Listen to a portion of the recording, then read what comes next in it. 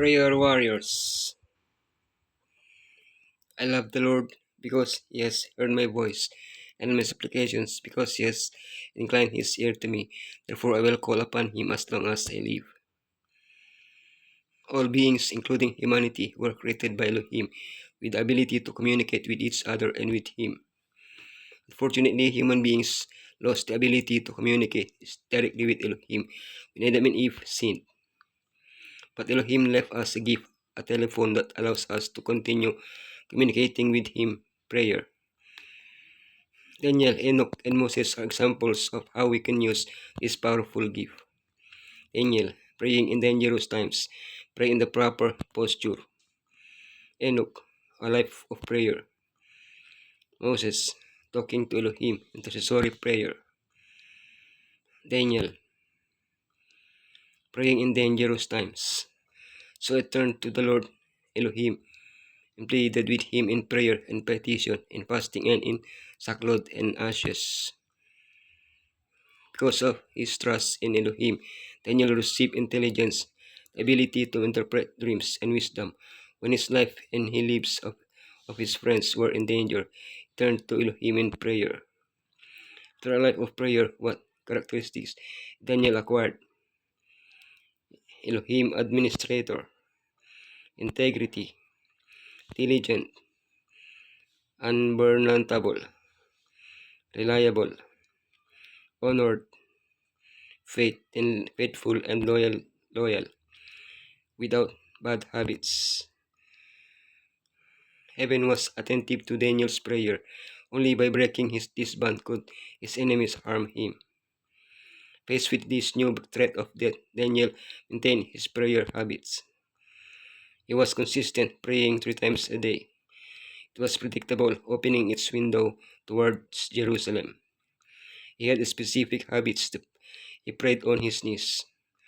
It focused on the thanksgiving and on supplication. Pray in the proper posture. Now when Daniel learned that the decree had been published, he went home to his upstairs room where the windows opened toward Jerusalem.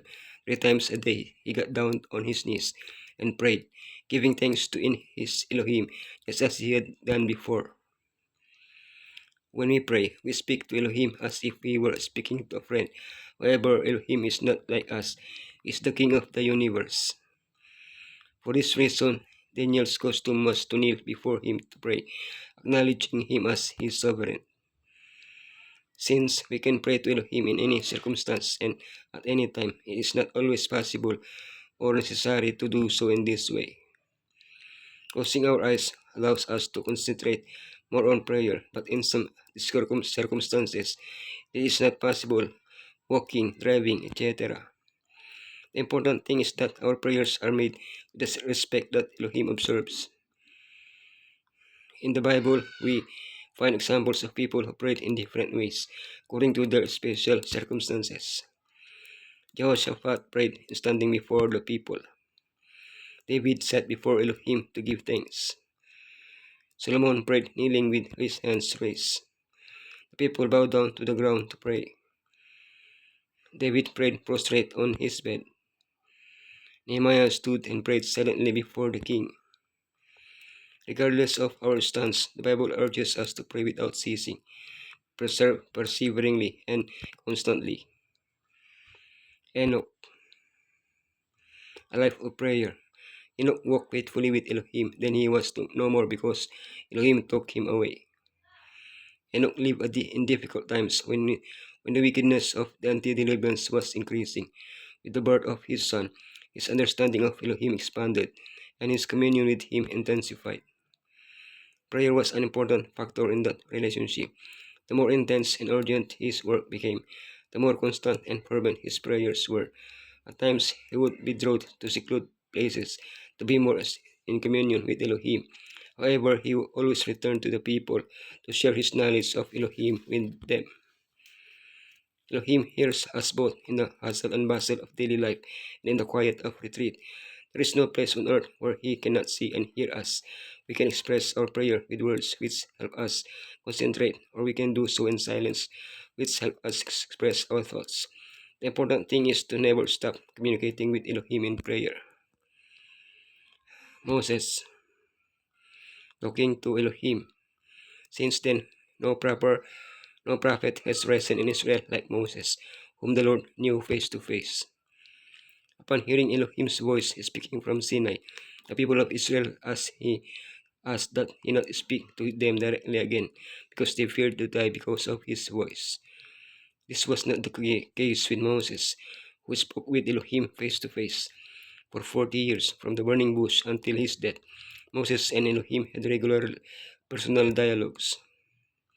The Bible records several 40-day periods during which Elohim gave Moses specific instructions on building the tabernacle and communicated various laws to him. During these dialogues, Moses also interceded for the people. We do not have the privilege of speaking to Elohim face to face, but prayer fills that gap by allowing us to communicate directly with him. Intercessory prayer. And the Lord was angry enough with Aaron to destroy him, but at that time I prayed for Aaron too. Intercessory prayer is that in which we pray on behalf of other people. Moses interceded with Elohim for others on various occasions for different reasons.